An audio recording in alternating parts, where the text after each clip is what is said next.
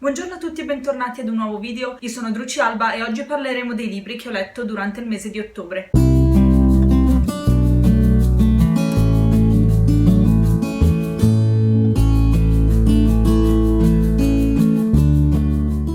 Il primo libro, se avete visto il mio vlog di Halloween, lo conoscete già, è Pet Sematary di Stephen King. Come ho letto nel blog, questo è stato il mio primo horror e primo libro di fiction di Stephen King. È la storia di questa famiglia che si trasferisce in una nuova città e dietro la loro casa si trova questo cimitero degli animali in cui i bambini della città da molti anni seppelliscono i loro animali morti. Ed è proprio attorno a questo, terreno che si svolge l'intera storia. Soprattutto quando una tragedia colpirà la famiglia e il protagonista, il padre, si troverà ad affrontare una decisione molto difficile. Il libro è stato tradotto in italiano. Dal punto di vista della scrittura non ho niente da dire, ovviamente Stephen King, anche se questo libro è abbastanza vecchiotto, è del 1983, l'abilità di King è comunque evidente e immagino che sia anche migliorato ovviamente nel corso degli anni. Ero un po' preoccupata di trovarlo troppo spaventoso, ma in realtà non è stato così. Non so se è perché non è uno dei suoi libri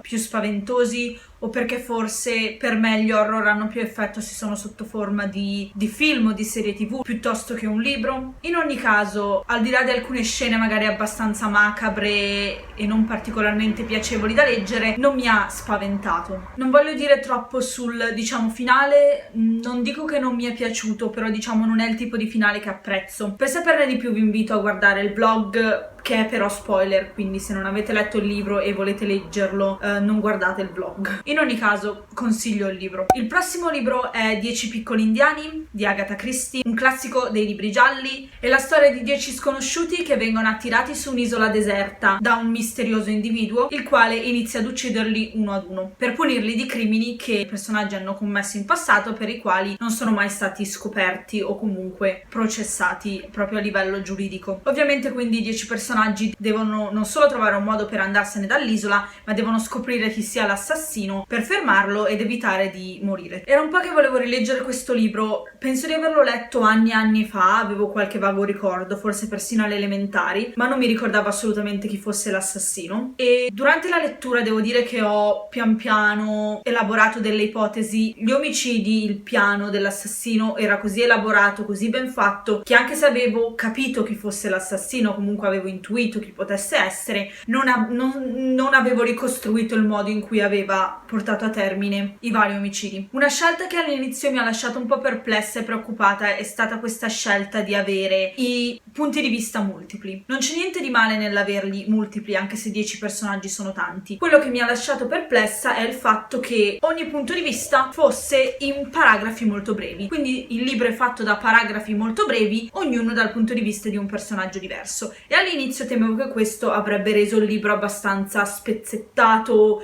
poco organico. In realtà non fa altro che contribuire a dare quella sensazione di puzzle da risolvere, come se ogni paragrafo fosse un pezzo di puzzle, appunto, che una volta unito con tutti gli altri aiuta a risolvere il mistero. A me è piaciuto molto, lo stile è molto asciutto. Agatha Christie secondo me è molto sintetica, va dritta al punto, alla natura delle cose, alla natura delle persone, e mi piace molto, quindi assolutamente consigliato. Ovviamente il libro è presente sia in inglese che in italiano. I prossimi 3 libri sono parte di una serie. La serie si chiama Daughter of Light di Leah Stone e i 3 libri sono Seeking the Fae, Serving the Fae e Saving the Fae. Ho già parlato di Leah Stone, ho letto tutti i suoi libri fantasy praticamente, o quasi tutti, e ho recensito in un vlog passato il suo primo e per ora credo unico libro romantico che mi era piaciuto molto. La serie è presente solo in inglese, come tutti i libri di questa autrice, disgraziatamente. La storia parla di questa ragazza, una fata, una fée, che ha il compito di radunare dei cristalli per ristabilire Feri, che a seguito della guerra è stata ridotta praticamente a un lembo di terra e il cui albero della vita, che tiene in vita l'intera terra, sta lentamente morendo perché i cristalli sono stati rubati da una,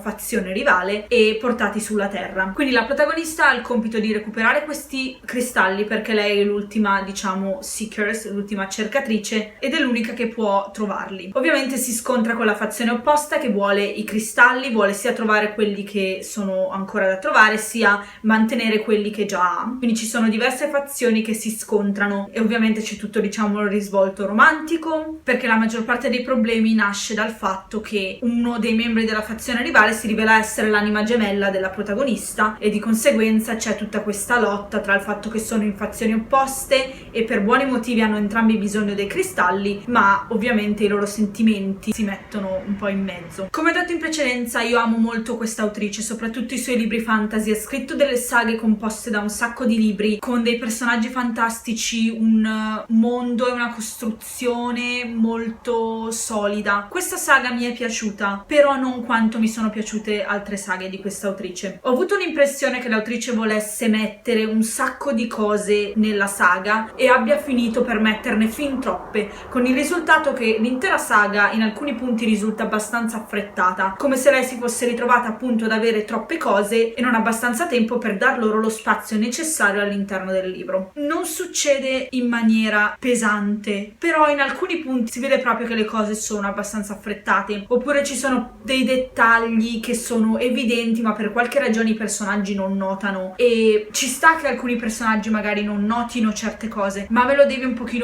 giustificare. Se la cosa è evidente al lettore, giustamente il lettore poi si chiede com'è che i personaggi non se ne rendono conto, no? Oltretutto la protagonista non è una delle mie preferite, ci sono stati alcuni tratti della sua personalità, alcuni momenti in cui non mi è piaciuta. La costruzione dal punto di vista del world building è molto buona. In linea generale consiglio la saga. Il prossimo libro è Revenge and Rapture di Deborah Wilde. Questo è l'ultimo libro di una serie, avevo parlato penso del terzo in un video precedente. La saga è The Jezebel Files ed è tutta incentrata intorno alla mitologia ebraica, la storia di questa ragazza che lavora come investigatore privato e improvvisamente scopre di avere dei poteri e di quindi essere parte della, diciamo, comunità magica all'interno del suo universo. Penso che questa sia stata una buona chiusura per la serie. Come sempre penso che il suo punto di forza sia la mitologia ebraica. Come ho detto nel video in precedenza, solitamente questi tipi di video sono costruiti intorno alla mitologia irlandese, con i Feb ad esempio come la serie precedente, mentre questa è la mitologia ebraica. Ho trovato una cosa abbastanza, diciamo, rinfrescante. L'intera serie è sempre presente solo in inglese. I prossimi 3 libri sono il primo, terzo e quarto libro di una serie. Sto leggendo adesso il secondo. Purtroppo li ho letti in disordine perché non mi sono resa conto che fossero parte di una serie finché non era troppo tardi, e quindi sono andata e li ho letti slegati. Ogni libro è una storia a sé, sono libri romantici, parte di una serie chiamata The Heroes of Earth's Edge. L'autrice è Nicole Snow, quindi ogni libro è una storia romantica ma è ambientata tutta all'interno della stessa città, i personaggi sono amici, di conseguenza se non li si legge in ordine si scopre se la coppia del libro precedente è finita insieme o no, si scopre che cosa è successo a livello proprio della trama al di là della storia romantica, di conseguenza sarebbe meglio leggerli in ordine, si capisce un po' di più. I libri sono No Perfect Hero, No Good Doctor, che è il secondo che sto leggendo adesso, No Broken Beast e No Damaged Goods. Sono presenti solo in inglese, come tutti i libri di questa autrice. Io ho letto altri libri romantici scritti da lei e mi piace molto. Questi sono particolarmente indicati se vi piacciono quei libri con il protagonista maschile un po' alfa, che cerca di proteggere la donna che ama e così via. Le storie sono molto ben scritte, i personaggi sono ben caratterizzati e mi piace che tutto si sviluppi su una saga, perché ovviamente finisci per conoscere i personaggi attraverso tutti i libri che la compongono e hai abbastanza spazio per sviluppare anche i personaggi secondari e così via. E con questo concludiamo il video di oggi. Come sempre vi invito a farmi sapere nei commenti se avete letto questi libri, se vi sono piaciuti. Lascerò in descrizione i link per comprarli. Io li ho presi quasi tutti, penso, in Kindle Unlimited, tranne 10 piccoli indiani e Pet Sematary, penso. In ogni caso lascerò appunto i link qui sotto insieme ai miei social network e ai miei siti di scrittura. Grazie per essere stati qui e come sempre buona lettura.